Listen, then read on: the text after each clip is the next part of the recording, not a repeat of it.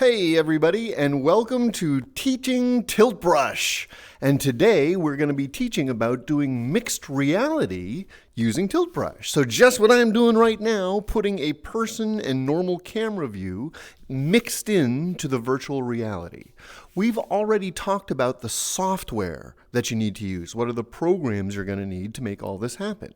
So today we're going to be specifically talking about the hardware.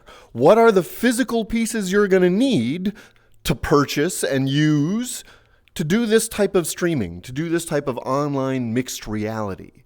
We're going to talk about both the low end, inexpensive, so if you're just getting started, you don't have to invest too much. But we're also going to talk about the high end. So if you're really going to do it professionally, what's the type of gear you're going to need? What are the differences that you're going to do? And how much might this really cost to really do properly? So we're going to break it down into the main pieces. First, what's absolutely required, the bare minimum, both inexpensive and higher end systems.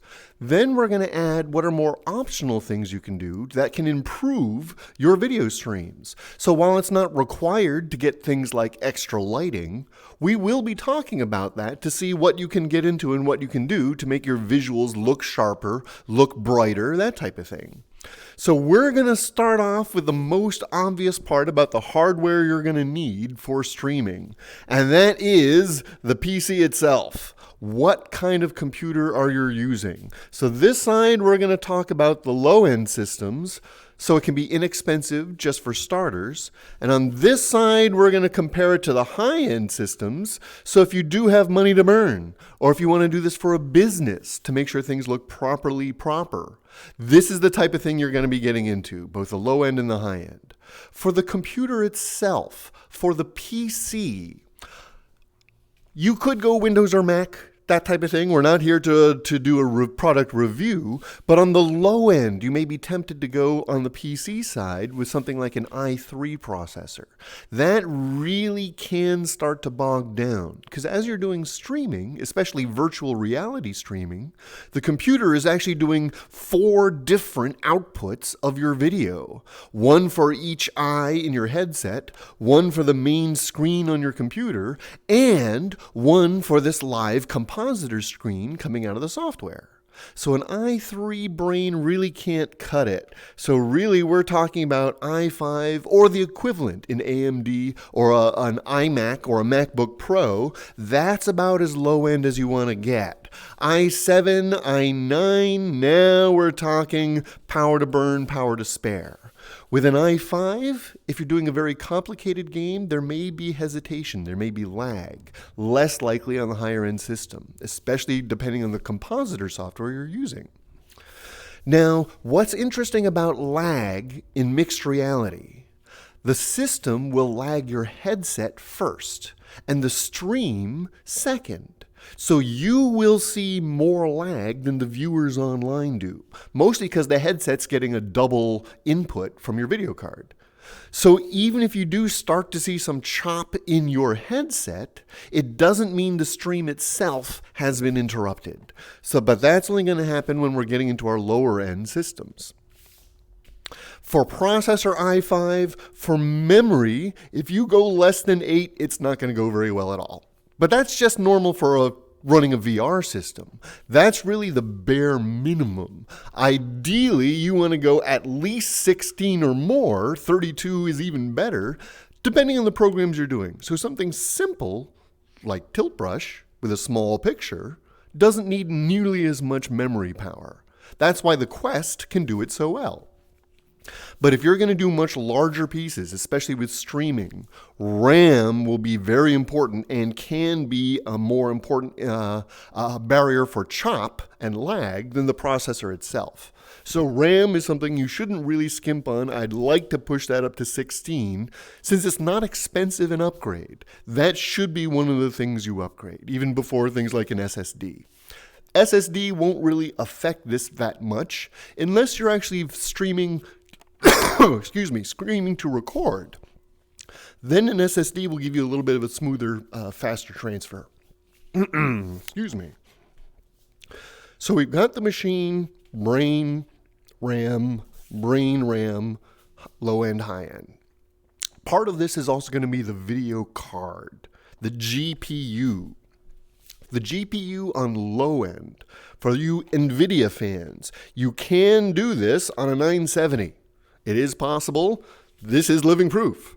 However, this will start to introduce chop early as well. So if I'm doing Beat Saber with a lot of things coming at me, this is going to show chop before one of those guys. Again, it'll be a headset chop before a stream. So in your headset, you're going to see the bricks stuttering, whereas the viewers at home, it looks like you're doing very poorly. So do bear in mind the video card.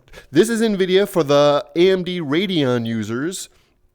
I think it's an R9 360 is about the equivalent. Lowest end you want to go. Anything lower than that, and it's barely going to handle VR, let alone VR and streaming. Here's where we're getting in. Yes, a 1080 would work, but this is really more of mid-range by today's standards. If I could bump that up to a 2080, now we're going to get something, or one of the new supermodels. And again, the AMD Radeon equivalent, once you get up to that level, there's a whole new generation being announced now being November 2019. Now is the time, if you are going for a high-end rig, you're going to start seeing better and better prices on those types of machines, those types of cards. So that's really what it's going to come down to. On a low-end rig, you're still less than $1,000. You can get a basic machine for about $500, and then the card itself to top it off, you're still only talking about $800, $900 for the main machine itself, depending on where you are purchasing from, what parts are available, that type of thing. These guys, you're probably starting around $1,000. US, mainland, again, depending on where parts are available and how much you're willing to put together yourself, a high-end rig for this kind of streaming does need to be a solid machine. Many of the people who do this are into VR gaming to begin with, so they're more likely to already have the higher-end PC. So the PC itself, the computer you're using, is the first ingredient we're going to need to consider. Second ingredient is, of course, the display you're using. What's your headset? Depending on your headset, whether it's an Oculus Rift, Valve Index, HTC Vive or Vive Pro, Oculus Quest, each headset has its own software, its own little particulars. On the low end, we're just talking about price, not quality here. On the low end, Quest is pretty much one of the best bangs for buck when you're getting into VR. Lowest end requirements, it'll even run off a phone for the app. It doesn't need a PC to do Tilt Brush. There are ways to do this kind of mixed reality using the Quest. This video doesn't get into that because that's very particular, but now that Quest has become a bigger market, there are videos out there that are doing that, plus we may be doing our own Quest specific videos once ours finally arrives. So Quest would be the low-end headset. High-end these days, right now, the Index is considered the top end, the Cadillac. This guy, you're getting involved for about $400.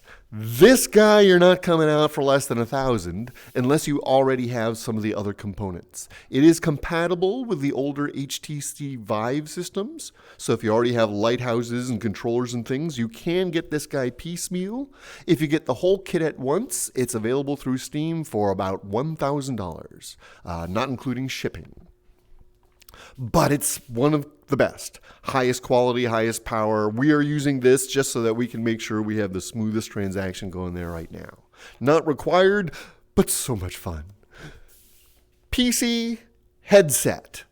Now we've got a good general price range. Depending on what pieces you get, you're still within around $1,000. Whereas here we could be $2,000 easy and up from there, just for these components so far. And we need one other thing that's absolutely required, and that's the camera. If you don't have this video of you seeing me in front of you, you're not going to be doing this type of mixed reality. Cameras have one of the widest ranges between low end and high end. So we're going to take a look at first, you can actually just go and pick up a USB camera at your local computer and electronics shop. These guys are about $20, $30, and they're plugging into USB, usually USB 3. So it's got both power and speed of transfer. These are great for getting started because they're so low maintenance, they're so cheap, they're so easy to use. Just plug in and play, plug this into my PC here, and you can see, off we go. Disadvantage is usually they don't either have high resolution or good focus length, that type of thing. So you can see I can move in close here, and then I can back away all the way back to here, that type of thing, and the camera keeps me in focus. With a webcam like this, usually it has a specific focus range.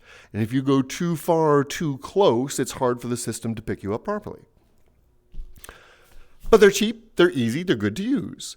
They sometimes are also lower resolution. So if you want to do a full 1080p, these aren't always. So when you do purchase it, make sure you see the number 1080p. Otherwise, it doesn't do that.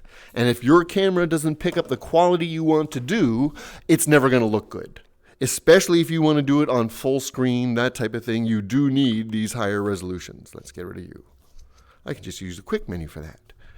That's the low end. Low end camera, we're going to call that a webcam. I get my quick menu here.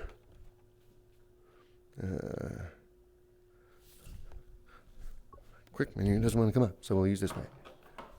So for the webcam is going to be one of our first as our low end, and a webcam cost starts around 20 bucks. The higher end, now we're getting into full-on handheld cameras, that type of thing. So for example, handy cams. These types of devices can give you a much higher quality picture. Now we're starting 80, 90 and up. You can spend $250 and get a very nice high quality camera. Not only do these do 1080p, but now you can go as high as 4K if that's the type of thing you want. So you can do super high quality videos for super high quality streams using these types of cameras. This type and higher, this type and more expensive will always give you a much better image. They'll have better focus, better color, better light adjustment. They do cost more. I'm going to call this Handycam because that's what a lot of them call it. I think that might be a Sony brand name, but they are all the type of things that we're going to be using. I may be falling off the edge there, but that's okay. They're what we're using to get the picture. Now with the low-end systems, they plug in USB, so you can plug them right into the computer, and the computer should pick it up and be able to start showing things.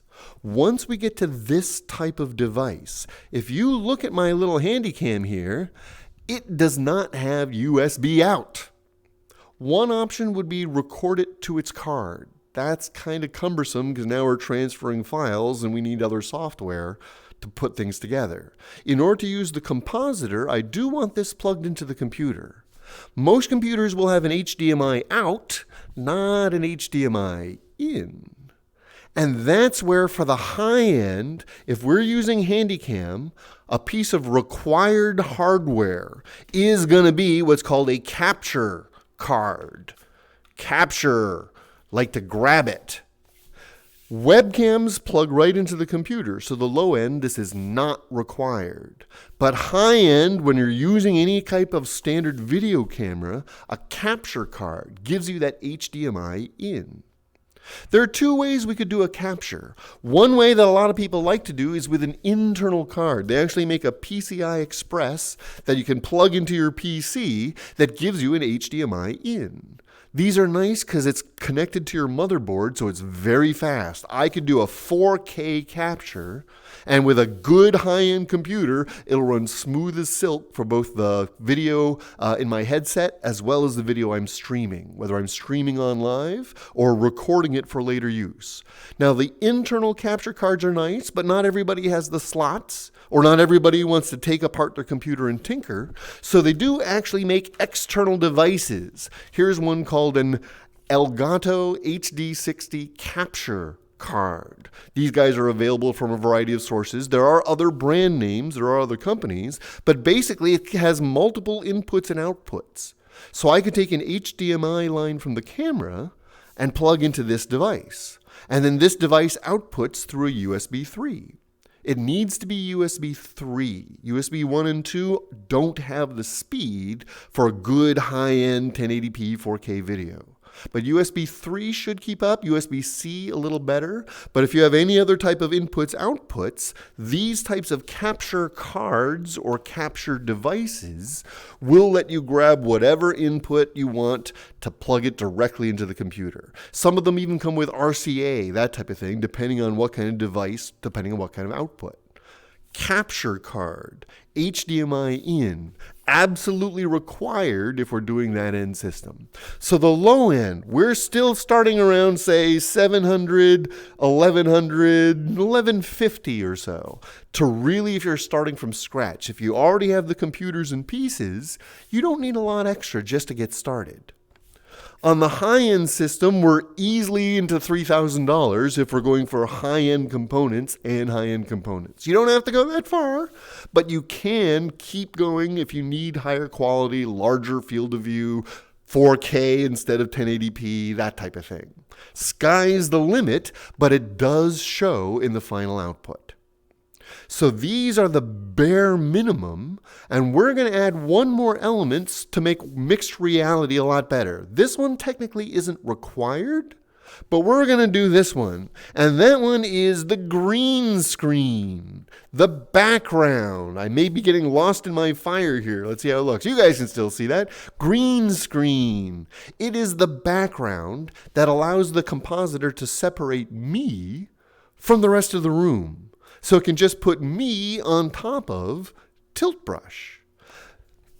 And again, low end, it could be a bright green bed sheet that you get at your local store. You do not have to spend a lot just to get that uniform color. The trouble with just a sheet is it'll wrinkle easily. You want to make sure it's even saturation for the color. If it's blotchy, it's not going to work very well, that type of thing.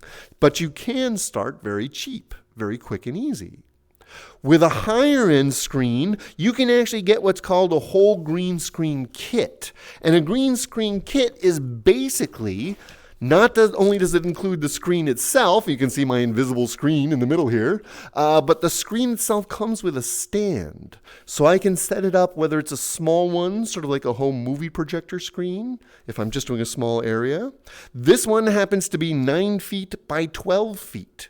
And its screen, its stand, is thin metal piping like a tripod that's about 9 feet square.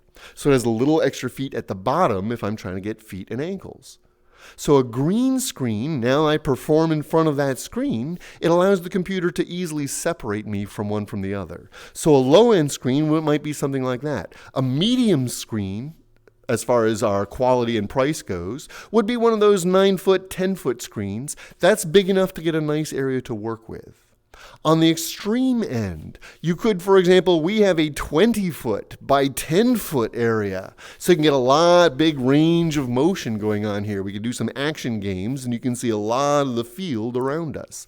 Likewise, with a green screen, you can actually take your garage and paint it all bright green. Setting up good lighting allows that whole room to be useful. Not everybody has this type of space. So on the low end, this is actually how we got started, with a bright green bed sheet thrown over the bookcase in the bedroom. It's big enough so that you just focus in on me, and now I can just crop out the rest and focus on what you want to see. That will work. If you look at our original Tilting at Brushes series, the first couple Tilting at Brushes was done against a bookshelf with a sheet over it. So you can get started at the low end. Our producer hates us talking about those days, but there you go. On the high end, these kits, not only do they come with a screen, some of them will come with a stand, some of them may even come with lighting and stuff like that. So now as we move into the optional things, rather than just stuff that's required, we're going to talk about a few more ingredients that can improve the quality of your video streams. These next three things are optional. One optional thing, we're going to do it in red so you know it's optional. Lighting. Lighting can have a profound effect. When you're just getting started, as long as you can see yourself, you're doing great. But the bigger you get, the more impressive you get, you may actually need better visual lighting. So you could start with just the light in your room. They, on the low end, make things like a little lamp you mount on the camera. So it's always got good, strong front lighting. They also make separate standalone spotlights. So if we look at things like this, if I point towards the camera, you can see this is one of our studio lights. That type of thing helps keep us, not only do we have the person lit up smoothly, but we actually have the lights pointing at the green screen. So I'm not casting a big shadow that then interferes with the color scheme. So lighting on its low end is just to make you visible. But lighting getting into the high end is to start getting better consistent green screens. You don't see the wrinkles, to get better quality lighting so my head isn't glaring that much, that type of stuff. So the quality of lighting, while it's not required to get started, it can have a big impact on how your videos are seen and viewed by your audience. Light is part of it, but so is sound. So depending on what you're trying to do, a microphone might be required. In my case, the Index comes with a built-in microphone that's actually very good. So you can still hear me clearly, you can still understand what I'm talking about no matter which way I'm facing. Depending on your device, depending on what you're trying to present, you might need something like a more studio microphone. Whoops, I forgot to put the green screen there. So something like this. A studio microphone where you can put it on a desk and set it to pick up your voice more clearly. These are a little more directional, so if I face this way, it might not pick me up as clearly.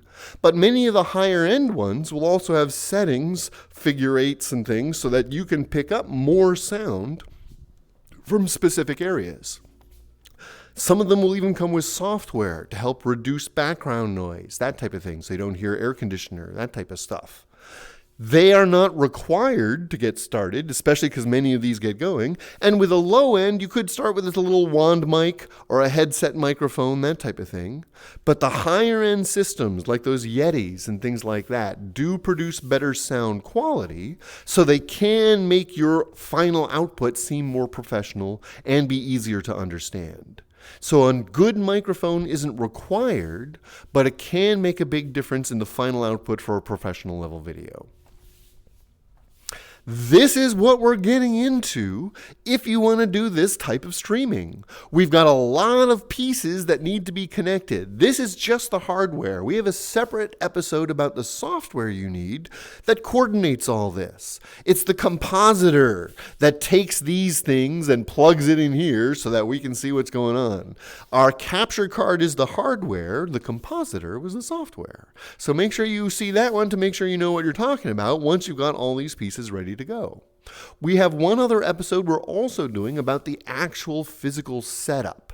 That episode is going to be not in Tilt Brush, but in our actual studio. So you can see lighting positions, green screens, and you can see whether you're doing a small personal mixed reality or a larger studio produced mixed reality. We can see what goes into positioning and setup, whether it's a permanent installation or something you need to set up and take down for every stream you do. We'll look at the setup in that episode. This one has been about the hardware, the physical pieces you need to pay for and purchase and set up and have in a room somewhere to make sure this all works. Hopefully this gives you an idea of what you're getting into, whether you're just getting started for a small investment, or if you're really looking at doing this seriously. These are the types of things we're getting into. These are the types of things we're going to need.